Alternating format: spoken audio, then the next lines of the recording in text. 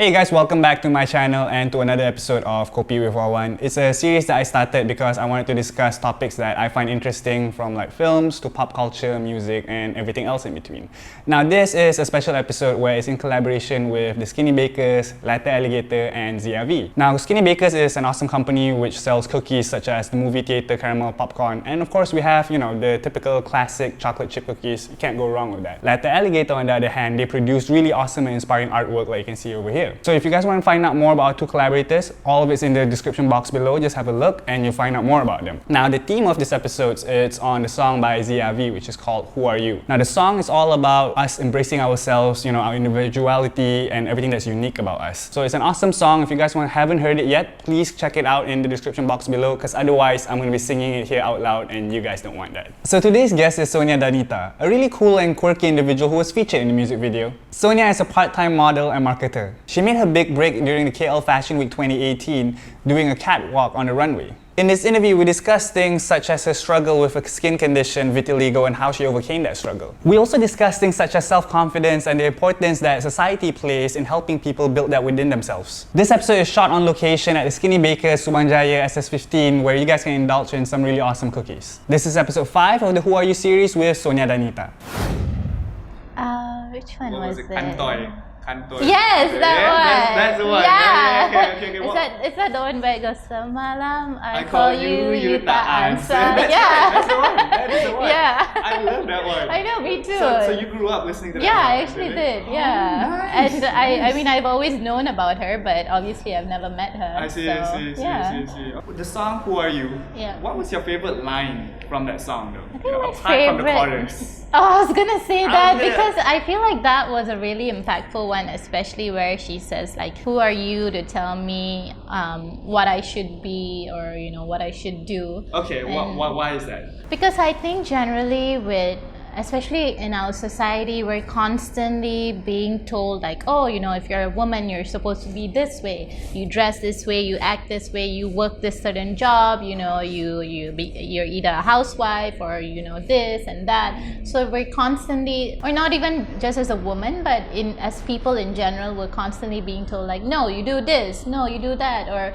if you do this, that's wrong, or if you do that, it's not accepted, So it's like, I really like that part because she's basically telling like, you know what, I'm my own individual and I will do what I want. Right, and you make the call of who you are, Yeah, right? exactly. That's Yeah. really interesting though. Okay, Yeah. so you mentioned that you did like runways and stuff Yes. as a part-time model, right? So was it, correct me if I'm wrong, it was KL Fashion Week Yes. 2018? So that was my very first runway experience actually, and that was just when I just started getting into modeling really. You just started getting Yeah. How did that come about though? How it happened was this guy had met me. At that time I was working at Forever 21 in Pavilion, and one of the days that I was just walking around, he met me at the mall and he was like, hey, you look like you could really be a model, it'd be great if I could take your phone number because I have a lot of upcoming projects that I'd like you to be a part of. Fast forward a few months down the line, he gets into contact with me and he's like, okay, so Fashion Ballet wants you to be a part of their show for KL Fashion Week, Okay, wait. Yeah. So you were working at Forever 21. Yeah. This guy walked up to you and says that, I think you can do this thing. And you were just thinking like,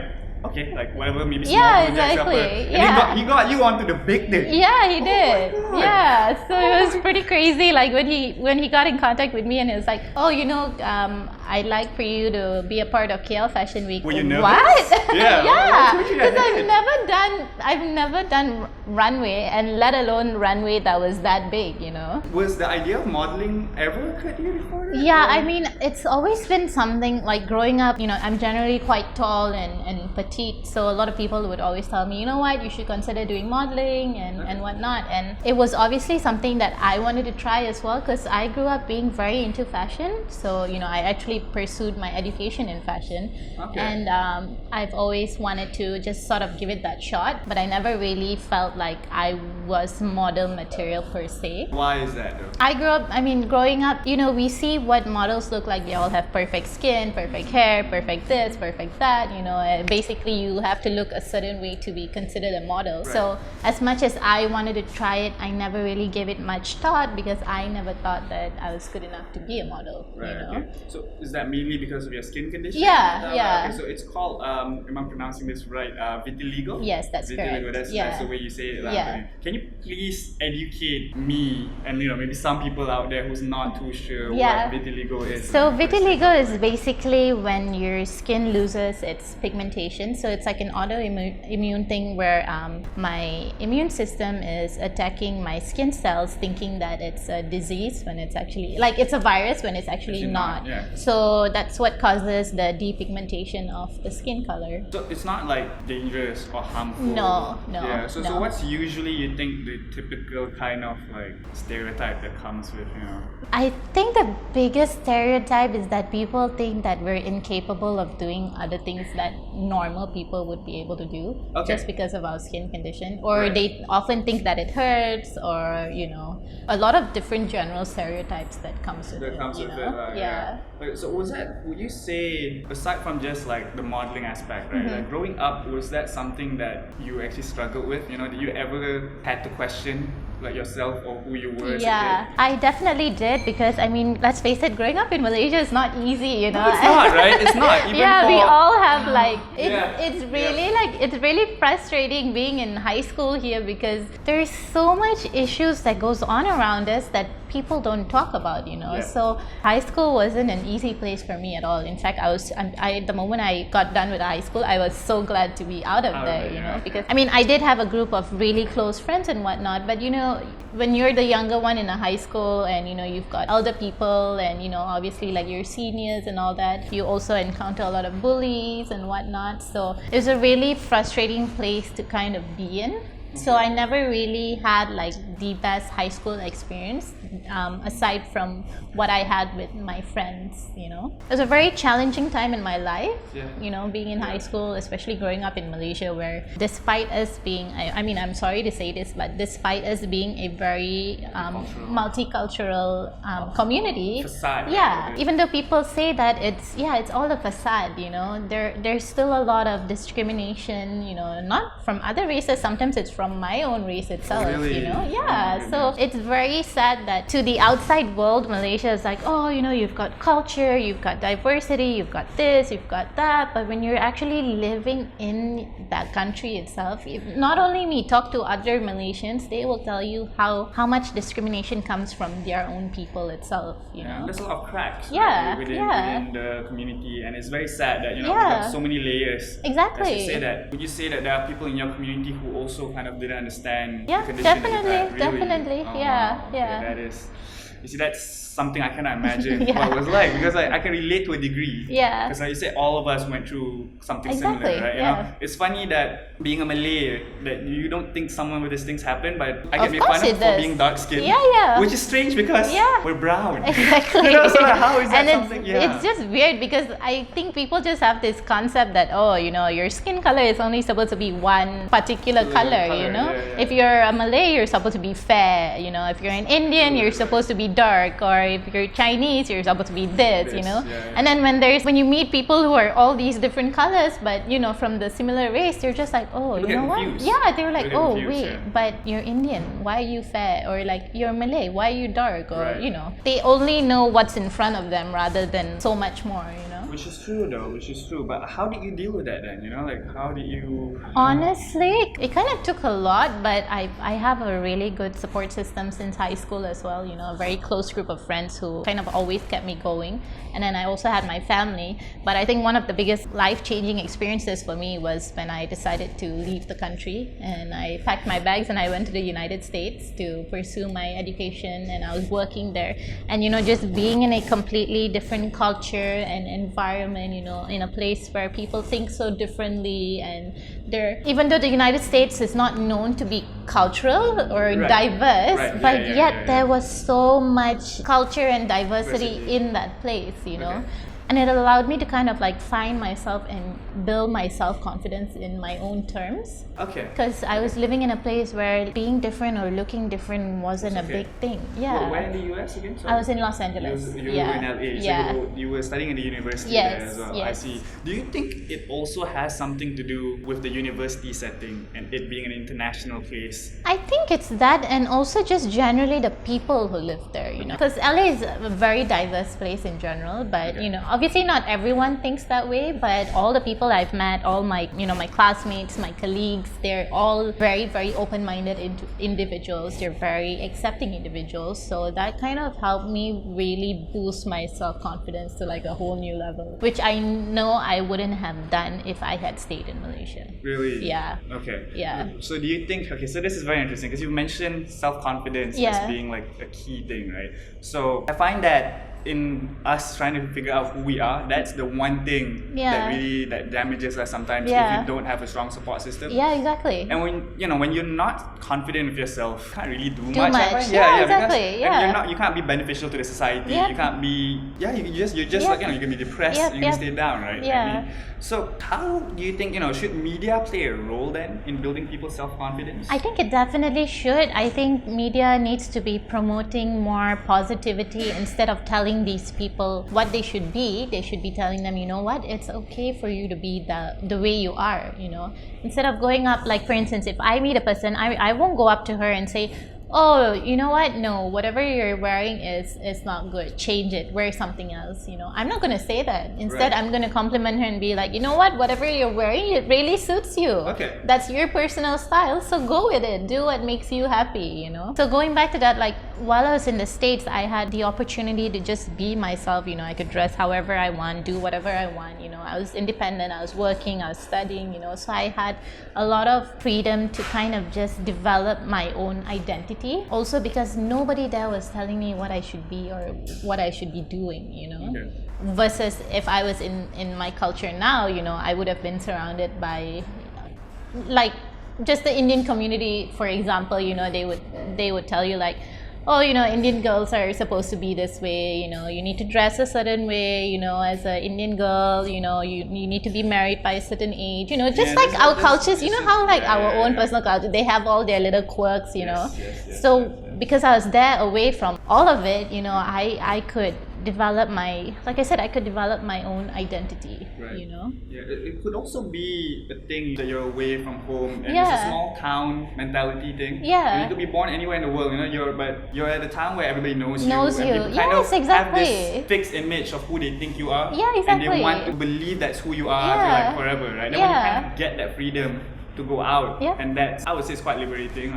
Simply put, it's basically me going to a place where nobody knew me. Okay. You know, so I could create my own self because no one there knew me. I didn't have, I didn't have anyone coming and telling me, oh, but Sonya, you're this, or you come from that family, you know, or your family's this, or your family's that, I didn't have anyone coming and telling me that, you know, because nobody knew me there. It was a clean slate. I went there and I created my own identity, and I was like, you know what, this is who I am, and this is what I'm sticking to. Okay, so what are some of the key takeaways from that experience of who you are right now? I think the key... What was the big difference you find, if I were to rephrase this, right, from when you were here as opposed to when you got there, right? You know, okay, I could give you one big example. Like living here in Malaysia is not easy, okay? Like every day that I'm out in public, I will have at least 10 people staring at me. And it's so uncomfortable. I'm just like, way, right? It's so uncomfortable. I'm just like, guys, there are all kinds of people out there. I understand if you're curious. Even I would look at someone differently if I was curious. But looking and staring is a completely different thing. I've had people like who are walking in my direction and I'm walking towards them, and they will stare at me, and I will purposely turn back to see if they turn back, and they always do. They always do. And it's funny. I mean, I've learned to see the humor in it because I've gotten so used to it, you know. Is it more of like confusion confusion in the look on the they faces? stare like or? either confusion or they're just like, oh, okay, weirdo, like, Oh, like what's wrong with you, kind of, you know. Because I've gotten so used to it, I've become so oblivious to their stares. But like when Your my friends, friends are around me, obviously they notice, you know, and they're always like, Sonya, why are they staring at you? Like, oh, Sonya, do you not notice that person staring at you, or this person, or you know? And I'm just like, no, I kind of, because like my imaging has sort of been where like, okay, if I'm going to one direction, I'm just focused on that. I don't notice, like, obviously I still notice these people, but I just don't pay attention to it. And I've had a lot of people here come up to me and be like, oh, you know, what happened to your skin? You know, did someone burn you or throw acid on you, or did your parents, you know, drop oil on you? And I get really ridiculous questions here. And then if I come... Wait, they actually ask you if your parents drop? That's a real question? Yeah, that's a real question. Oh there was this one, there's a couple of people who have come to me and be like, oh, did your parents like spill hot water on you or something when you were younger? Or did you get caught in a fire? And I'm just there looking at them like, oh my gosh, how have you survived all these years of your life? Yeah. Like, you know, I'm offended because I'm like, you're so ignorant, you know? Yeah. But what I always do is I always kind of give it back to them in a kind way. I tell them, you know what, no, that did not happen to me, and even if it did, the way you have structured your question is very wrong and insensitive, because I can handle it, but if they were to go up to someone else who had the same skin condition or was an actual burn victim, we would be sending that person down a downward spiral of depression or other mental health issues, you know, because not everybody takes criticism the same way, or, you know, insults the same way, you know. So I always tell them, you know what, learn to be more mindful with your questions. I understand you being curious. You could just say like, hey, I'm very sorry, but I just want to know, why is your skin different, rather than making up conclusions about my parents doing this or me getting caught in a fire or what nonsense, you know. Quite an imagination. Yeah. And going back to how it's different in the States, I kid you not, while I was in the States, and I was there for almost 5 years, not a single person came up to me and asked me what was wrong with my skin. Wow. Not a single one. And that's almost 5 years. I was there for 4.5, so... Okay. And that is through work, that is through education, through going out, social places, everything. Not a single person has ever asked me that. So that's how you see that a really big shift and difference in the way people think. Yeah, and the way people treat you. Growing up, did you have any kind of like, you know, either a fictional character or somebody famous that you kind of like, you know, you could lean towards as like a source of inspiration? Not that I recall, actually. No, not really. I mean, in terms of style icon, I really like Audrey Hepburn, but that's just like for personal style. Yeah, but she's like such a classic. Yeah, look that I really everybody like likes her. Yeah, because she's very classy. Style, But in terms of like role models, there's none that I can actually think of. Really? Okay. Yeah. It's very interesting because a lot of people have role models growing up. But for me, I've always been the type of person where I kind of find inspiration in people that I meet. So it's not necessarily one person, but it's a bunch of individuals. So like that could be a certain trait in my dad that I really look up to, or a certain trait in my mom that I look up to, or my brothers, or someone that I met, a really kind stranger, you know.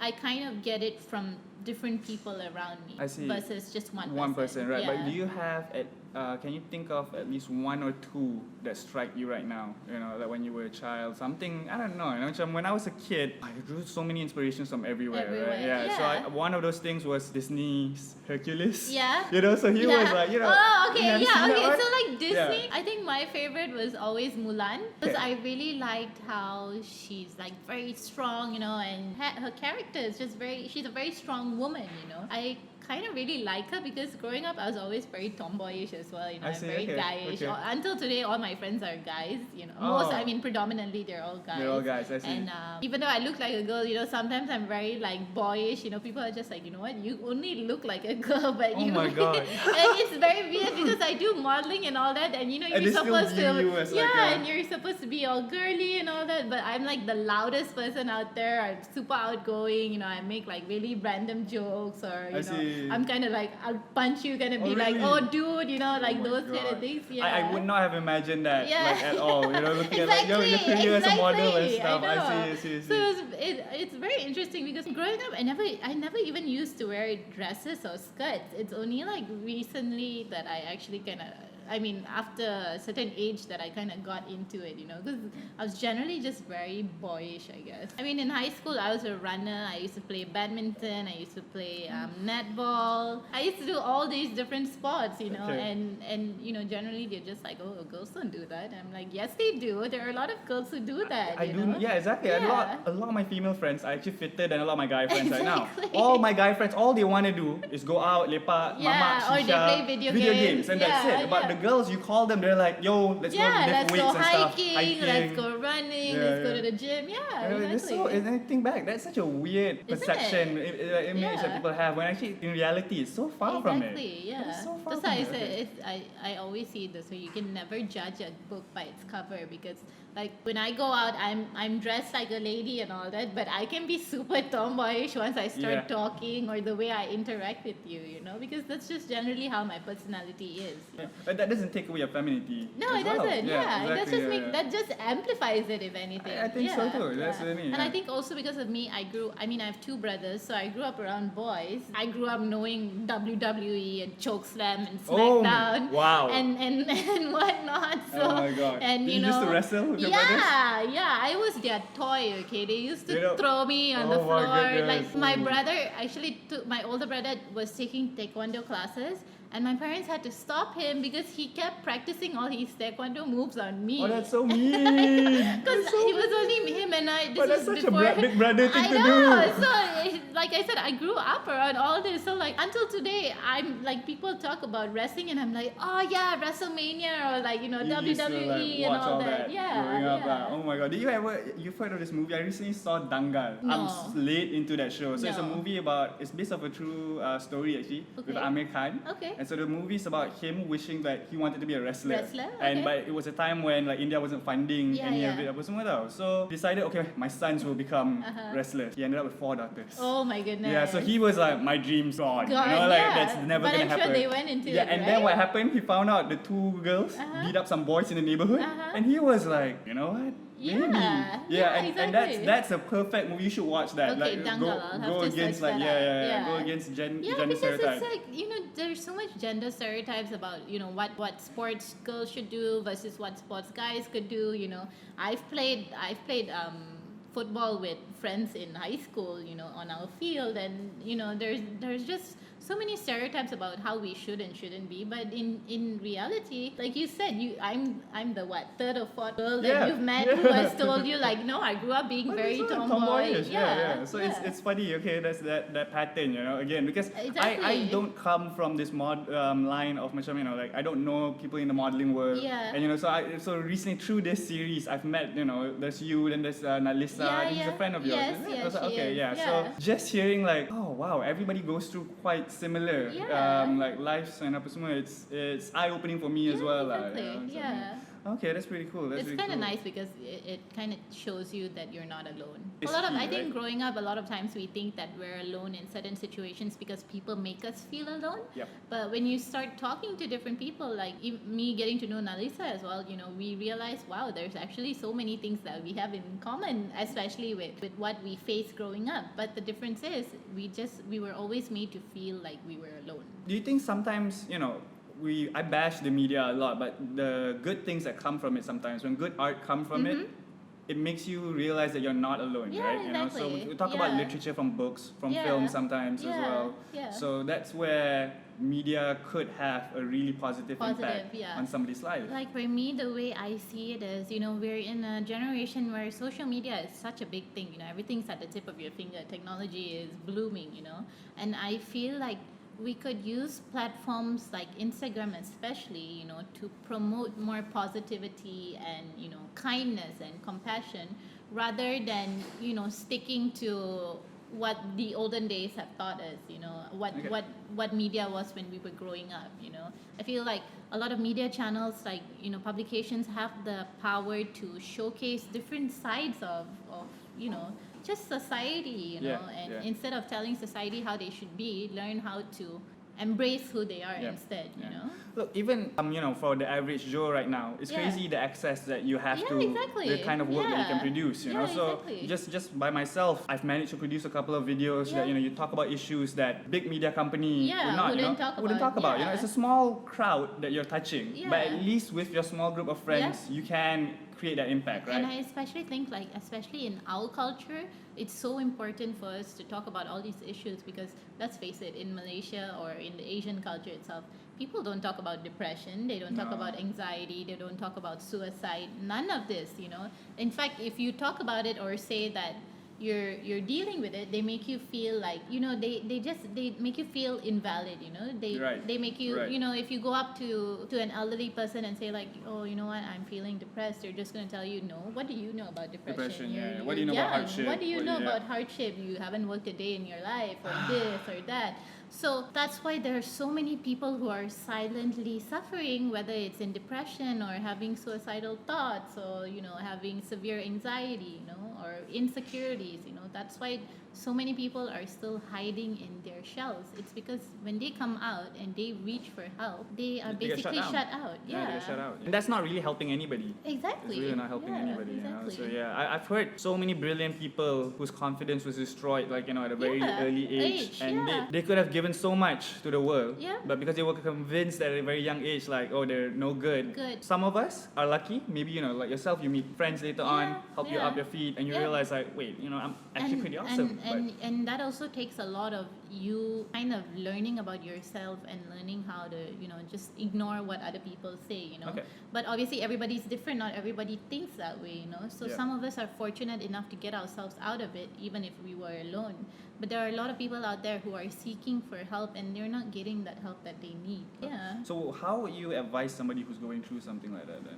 You know, my honest advice would be to really speak up about it. Keep talking to people until you find someone who will listen, because in reality there are a lot of people out there who will listen, especially in my generation, I feel. You know, there's I mean, like our generation. That's right. It's like that. I was I was just suddenly thinking like, if they try to talk to an older generation, they're probably not going to get as much response, you know, especially depending on how their parents are. Like my parents are very open-minded, so I can like go up to them and be like, okay, you know what, I'm this type of person, you know, and they let me be my own individual, you know. But obviously not everybody's parents are that way, you know. So if you're not finding any support from your parents, try your friends, or you know, go online. There's a lot of different, you know, get to know like these different people who are doing different things for the society, you know. There are people who are willing to listen, you know. You'll find your tribe somewhere out there, right? Exactly. But you have to make the effort. You kind of have to make the effort, and obviously you're gonna have your ups and downs, you know. Like a lot of friends have come and a lot of friends have gone, but the ones who are here today are people who basically have the same wavelength, you know. We think the same way, we're on the same frequency about a lot of things. That's why we can get along, you know. And I know these are the people where at any point of time, if I call them up, no matter where they are, and vice versa, you know, they can do the same thing with me, but I can call them up and say like, hey, you know what, I'm not having a good day, I really need to talk about this. I know these people will be there, you know. So it's just a matter of you going out there and you know, kind of getting over that fear, you know. Fear is the number one thing that kind of stops us from doing a lot of things, you know, because we're so worried either about our own limitations or about what other people are going to think, what other people are going to say. But once you put your foot out of the door, you'll see that it's not so bad, because once you start putting out into the universe, you start putting out more kindness and compassion and love. All that comes back to you in tenfolds, you know. They come through different faces, different individuals, you know, different opportunities, you know. It's just a matter of kind of getting over your comfort zone and ideally just not giving 2 cents about what people think about you. Okay, that's really good. I mean, it's such a fine line too, though, you know. On one hand, it's a journey that you kind of have to undertake on your own. But at the same time, you're not, you know, no man's an island. You need a community that you can like bounce off with every now and then, right? That's why it's kind of like one of those things like, how do we go out and make friends? We go out. Yeah, we talk to people. Some people you feel you want to make friends with, some people you don't. But you kind of have to make an effort on your own as well. You know, otherwise you're not really going to find that click. That click. Yeah. That's fair. And like I said, in in our generation, especially with how things are evolving and how like open-minded a lot of us are, there's a lot of us who are willing to be your friend. We are willing to listen, you know. We're willing to share, you know. Yeah. Okay. Guys, hit Sonya up. She's willing to be your friend. Okay, yeah. No, it's funny because I do get people on Instagram who tell, like, especially those who have vitiligo as well, and, you know, they talk to me about their struggles and whatnot. And for me, I see it as my way of sort of lending a hand and just like, you know, I do as much as I can for them, you know. Okay. And this may not be, some of them I've never even met in real life, but if I feel like I have the power to help them, why not? I might as well do that, right? Yeah. That's fair. Yeah. That's really good. Really good. I love that. Thank you. You're just giving back to people.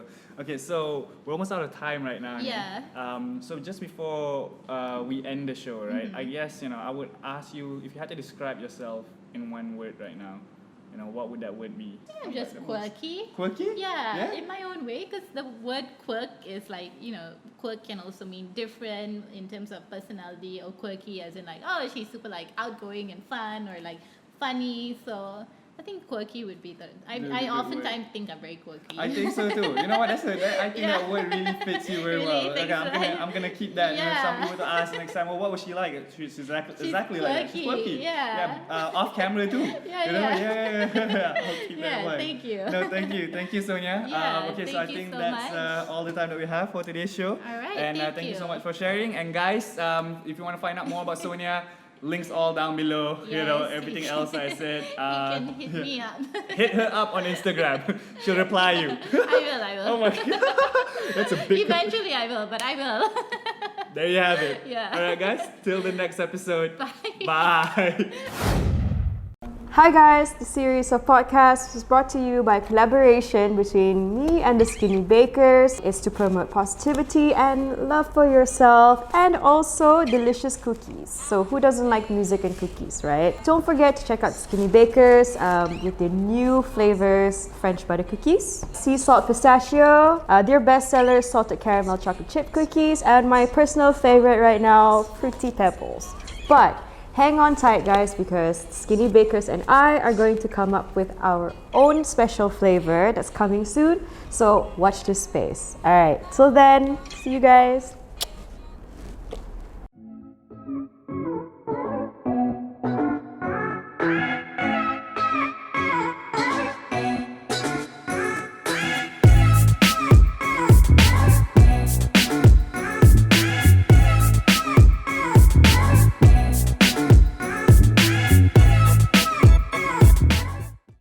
I grew up in Sarawak, where I have like my auntie who's married to a Chinese. I have one of my aunt married to like a white guy.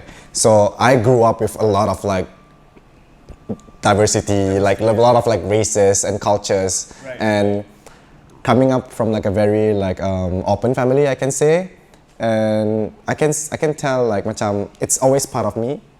It's always diverse, yeah, and even like when I was in school, like you know, like I have like a lot of Chinese friends. I have a lot of like Bui-Putra friends. So in a way, like I know like that's always something that I always want to work together with.